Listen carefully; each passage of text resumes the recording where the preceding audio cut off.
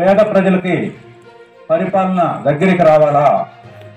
ఎందుకంటే గతంలో సచివాలయ వ్యవస్థ లేని రోజుల్లో మనం మండల మంత్రి గారు ఆ కోణంలో భాగంగా జగనన్నకు చెబుతామనే ఒక కార్యక్రమాన్ని పెట్టి అనేక సమస్యలకి పరిష్కార మార్గంగా ప్రయత్నం చేసుకుంటూ పోతున్నారు.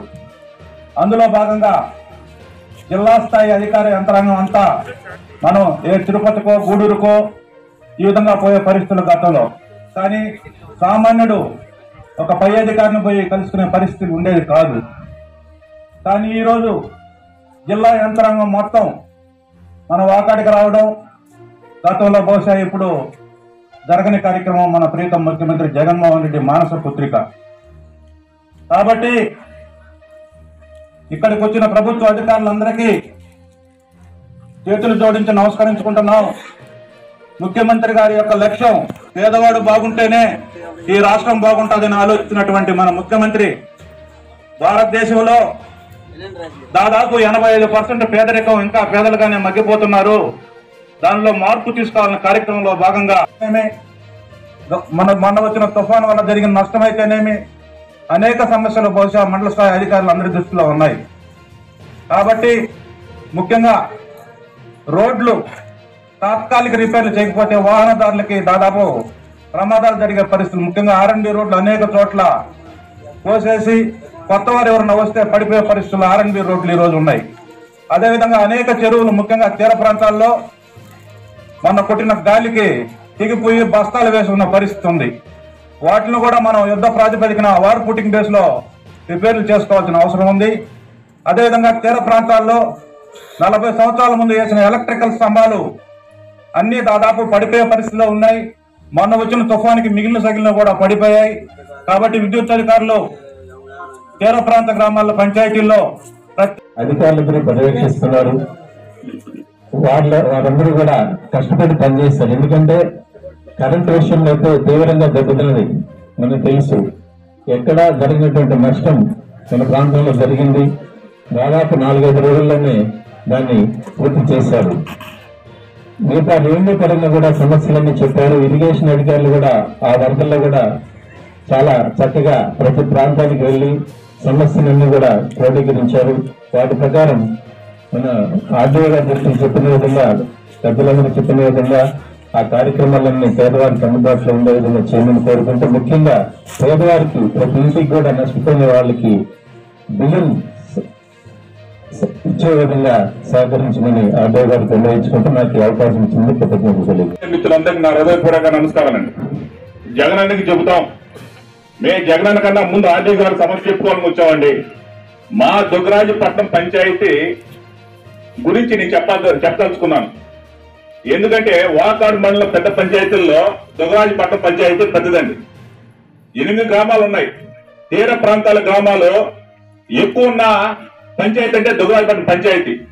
మా ముందు ప్రజాప్రతినిధులు కానీ అలాగే పంచాయతీలో ఉండే సర్పంచులు కానీ మా సమస్యలు పరిష్కరించుకుంటే ఇప్పుడు కోకొల్లుగా ఉన్నాయి. సమస్యలు పరిష్కరించుకోలేకపోయారు.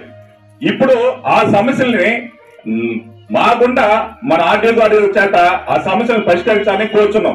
మరి ముఖ్యంగా మా పంచాయతీల్లో మత్స్యకార గ్రామాలు ఎక్కువ ఉన్నాయి.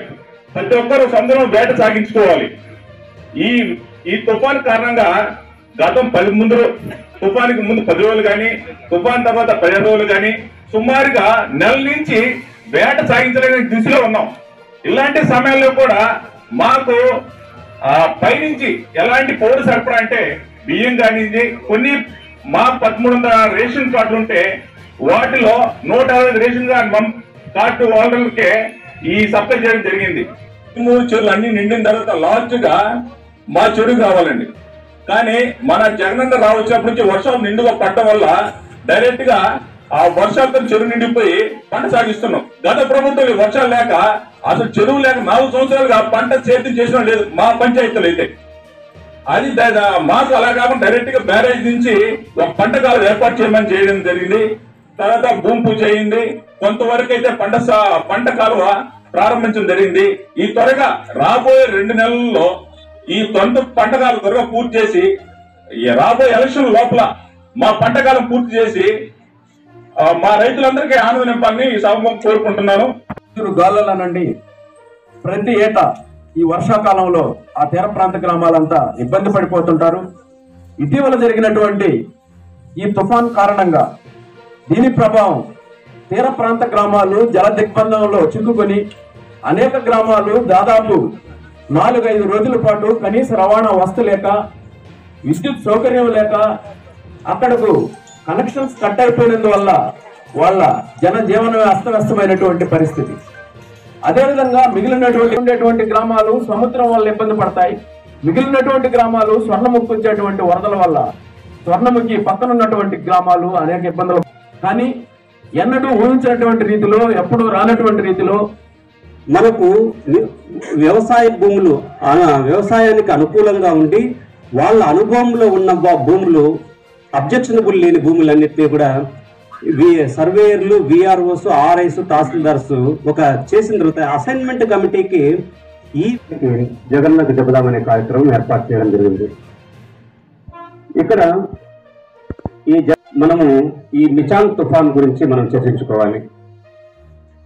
ఇక్కడ వాకాడు కొన్ని వందల సంవత్సరాల నుంచి అనేక తుఫాన్లు కూడా దాటాయి. చాలా మంది పెద్దలందరితో కూడా మాట్లాడడం జరిగింది. సార్, అనేక తుఫాన్లు మేము చూసాము గత 40 సంవత్సరాల్లో, కానీ మిచాంగ్ లాంటి తుఫాన్ను మేము చూడలేదు, ఇంత తీవ్ర నష్టాన్ని కలిగిస్తుందని మేము ఊహించలేదు అన్నారు. ఇది వాస్తవం. ఎందుకంటే మనకు ఇండియన్ మెటీరియలాజికల్ డిపార్ట్మెంట్ కూడా ఇది ఎక్కడ తీరం దాటుతుంది అని కూడా పూర్తి స్థాయిలో చెప్పలేకపోయింది. ఎందుకు అంటే మామూలుగా బంగాళాఖాతంలో ఏర్పడిన అల్పపీడనము ఏదో ఒక ప్రాంతంలో మనకు వాకాడు గ్రామానికి ముఖ్యమంత్రి గారు ఏ పర్యటన చేశారో ఆ ప్రాంతాలను ఒకసారి చూపించాలన్న ఉద్దేశంతో, అంటే మనకు వర్షము తీరాన్ని దాటిన తర్వాత 7వ తేదీ తీరాన్ని దాటింది. కానీ ఒక వారం రోజుల పాటు ఆ ఫ్లో అంతా వెళ్ళిపోయిన తర్వాత కనపడవు, ఎంత నష్టం జరిగిందో కనిపించదు. ఆ నష్టానికి ఇప్పుడు సాయం చేసే వ్యక్తులు ఎవరైతే సంస్థలు కానీ వచ్చినప్పుడు ఆ వ్యక్తులకి, సంస్థలకి ఆ నష్టాన్ని చూపించగలిగితే ఆ నష్టపరిహారాన్ని మనకు ఇప్పించగలరు అన్నప్పుడు మనకు రాష్ట్ర ప్రభుత్వం నుంచి మనకు ఇన్ఫర్మేషను సెంట్రల్ బృందానికి ఈ తుఫానుకు ప్రభావిత ప్రాంతాలలో అంచనాకి కరెక్ట్గా చెప్పడానికి మీరు వాళ్ళకి ప్రజెంట్ చేయండి అని చెప్పడం జరిగింది.